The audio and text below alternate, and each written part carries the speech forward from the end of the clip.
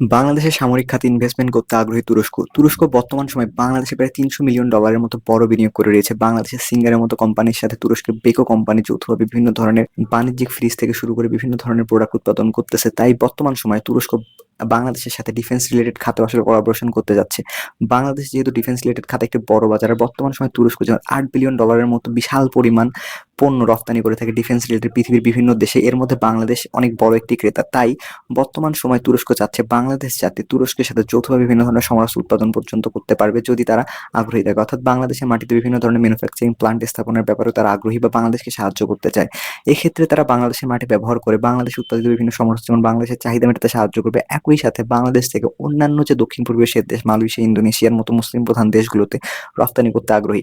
এই অঞ্চলে যেহেতু চীনা সমরাস্ত্র বা বিশেষ করে আমেরিকা সমরাস্ত্রের প্রতি প্রাধান্য দিয়ে থাকে অধিকাংশ দেশগুলো, তাই তুরস্ক যদি বাংলাদেশে ইনভেস্টমেন্ট করে তাহলে বাংলাদেশ থেকে বিভিন্ন দেশে সমরাস্ত্র রপ্তানি করা তুরস্কের জন্য একটা সহজ হবে। অর্থাৎ তুরস্ক যদি এই অঞ্চলে বাজারটা একবার ধরতে পারে তাহলে অধিকাংশ ক্ষেত্রে তুরস্কের এই ডিফেন্স রিলেটেড যে ইনভেস্টমেন্ট রয়েছে তা আরো বেশি বৃদ্ধি পাবে এবং বাংলাদেশ থেকে শুরু করে এই অঞ্চলের অন্যান্য যে দেশগুলো রয়েছে যেমন পাকিস্তান বা বাংলাদেশের আশেপাশে প্রতিবেশী দেশ ছোট ছোট নেপাল, ভুটান এবং মালদ্বীপও বর্তমান সময় বাইরাক্তার TB2 ড্রোন ক্রয় করছে তুরস্ক থেকে। তাই এই দেশগুলোর চাহিদা আসলে বাংলাদেশের মাটি থেকেই পূরণ করা সম্ভব হবে। অর্থাৎ বাংলাদেশে যদি তুরস্কে একটি ড্রোন উৎপাদনকারী প্রতিষ্ঠান চলে আসে তাহলে বাংলাদেশ উৎপাদিত ড্রোন যেমন বাংলাদেশের সেনাবাহিনীর চাহিদা পূরণ করতে পারে, একই সাথে মালয়েশিয়া, ইন্দোনেশিয়া, মালদ্বীপ বা মুসলিম প্রধান অন্যান্য দেশ বা অমুসলিম দেশ যেগুলোর সাথে তুরস্কের ভালো সম্পর্ক রয়েছে এমন দেশেও তারা ড্রোন রপ্তানি করতে পারবে বা সমরাস্ত্র রপ্তানি করতে পারবে। এটি মূলত তুরস্কের বর্তমান সময়ের লক্ষ্য।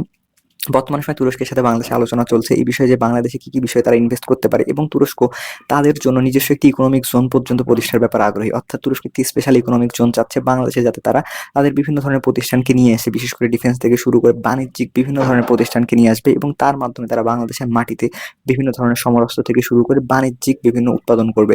এ থেকে বাংলাদেশের মাটিকে ব্যবহার করে তারা বিভিন্ন দেশে তারা রপ্তানিও করতে পারবে এবং বাংলাদেশের বাজার যেহেতু আস্তে আস্তে বড় হচ্ছে তাই তুরস্ক বাংলাদেশের বাজারকে টার্গেটে রেখেছে। অর্থাৎ বাংলাদেশের বাজারকে ব্যবহার করে একই সাথে শুধুমাত্র যে বাংলাদেশেই অনেক বিপুল পরিমাণ অর্থ উপার্জন করা সম্ভব বাংলাদেশের সেলের মাধ্যমে, একইভাবে বাংলাদেশ থেকে চীনে রপ্তানি করা অনেকটা সহজ, কেননা বাংলাদেশ ডিউটি ফ্রি অ্যাক্সেস পেয়ে থাকে চীনের মার্কেটে।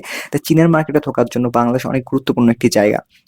অর্থাৎ বাংলাদেশে যে কোনো কারখানা স্থাপন করতে পারলে বাংলাদেশ সেই কারখানার প্রোডাক্টগুলো চীন, জাপানে রপ্তানি করতে পারবে, কেননা জাপানের সাথে বর্তমান সময় বাংলাদেশে আলোচনা চলছে FTA চুক্তি করার মাধ্যমে শুল্কমুক্তভাবে বাংলাদেশ জাপানে ভবিষ্যতে আসলে বিভিন্ন ধরনের প্রোডাক্ট রপ্তানি করতে পারবে। আর এটি মূলত বাংলাদেশকে অন্যান্য দেশে যে ইনভেস্টমেন্ট রয়েছে তা আকর্ষণ করতে অনেকটা কাজ করতেছে। তুরস্ক এই কারণে মূলত বাংলাদেশ ইনভেস্ট করতে চায়।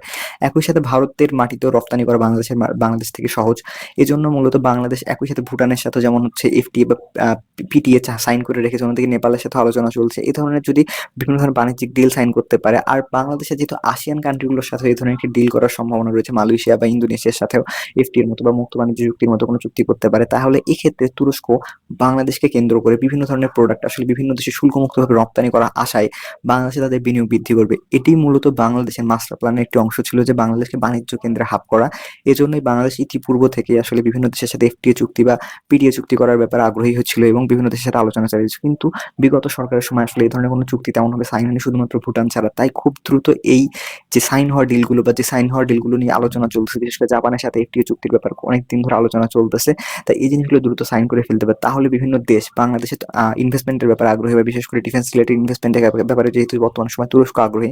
তাই এই জিনিসগুলো বাংলাদেশকে গুরুত্ব দিতে হবে এবং তুরস্ককে বর্তমান সময় যদি বাংলাদেশ ইনভেস্ট করে এবং তাদের যদি স্পেশালি একটি ইকোনমিক জোন থাকে তাহলে সেক্ষেত্রে বাংলাদেশ ও তুরস্কের সামরিক টেকনোলজি বাংলাদেশে ট্রান্সফার করতে পারবে। একই সাথে কোলাবোরেশনের মাধ্যমে বিভিন্ন সামরিক টেকনোলজি ডেভেলপ করতে পারলে বাংলাদেশ সামরিক খাতে তুরস্কের সাথে অনেক বেশি এগিয়ে যাবে। বিশেষ করে তুরস্ক যেহেতু পঞ্চম প্রজন্মের যুদ্ধ বিমান থেকে শুরু করে বিভিন্ন ধরনের প্রায় সকল ধরনের ডিফেন্স রিলেটেড প্রোডাক্ট উৎপাদন করে থাকে, বাংলাদেশ তুরস্কের কাছে বর্তমান সময় তুলপার নামক ট্যাঙ্কও আমদানি করতে যাচ্ছে বা বিভিন্ন ধরনের রকেট আর্টিলারি সিস্টেমও আমদানি করে ফেলেছে, যেমন হচ্ছে TRG-300 বা TRG-200 এর মতো রকেট সিস্টেম। তাই এক্ষেত্রে বাংলাদেশের উচিত হবে যে তুরস্কের কাছ থেকে প্রযুক্তি ট্রান্সফারের মাধ্যমে এই ধরনের রকেট সিস্টেমগুলো বাংলাদেশে উৎপাদন করা, এবং এগুলো যদি বাংলাদেশ উৎপাদন করতে পারে ছোট ছোট যে সমরাস্ত্রগুলো রয়েছে তাহলেও বাংলাদেশ ডিফেন্স খাতে আমাদের প্রতিবেশী অন্যান্য যে কোনো দেশের তুলনায় অনেক বেশি এগিয়ে যাওয়ার একটা সম্ভাবনা রয়েছে। আর এটি মূলত বাংলাদেশের প্রধান ফোকাস হওয়া উচিত যে তুরস্কের সাথে এই ডিলটি যদি সাইন করে ফেলে, যে তুরস্কের বিভিন্ন ডিফেন্স জায়ান্ট কোম্পানিগুলোকে যদি বাংলাদেশে নিয়ে আসতে পারে তাহলে বাংলাদেশ এই অঞ্চলে ডিফেন্স রিলেটেড খাতে অনেক বেশি অগ্রসর হতে পারবে। যেহেতু তুরস্ক বর্তমান সময়ে বাংলাদেশকে ধরনের অফার দিতে চাচ্ছে তাই বাংলাদেশের এটি নিয়ে দ্রুত কাজ করা উচিত এবং তুরস্কের সাথে এই জিনিসটি দ্রুত ফাইনালাইজ করা উচিত। তাহলে আশেপাশে প্রতিবেশী দেশগুলো বাংলাদেশকে সমীহ করে চলবে এবং বাংলাদেশ অর্থনৈতিকভাবে এবং সামরিকভাবে সমৃদ্ধশালী একটি দেশে পরিণত হতে পারবে বলে আশা করা যায় ইনশাল্লাহ। তো আজকের জন্য এখানে শেষ করছি। আপনাদের গুরুত্বপূর্ণ মতামত জানাতে পারেন আমাদের কমেন্ট বক্সে, আর কোন বিষয়ে ভিডিও চান তাও জানাতে পারেন আমাদের কমেন্ট বক্সে। তো দেখা হবে অন্য কোনো বিষয়ে ইনশাল্লাহ। বাই।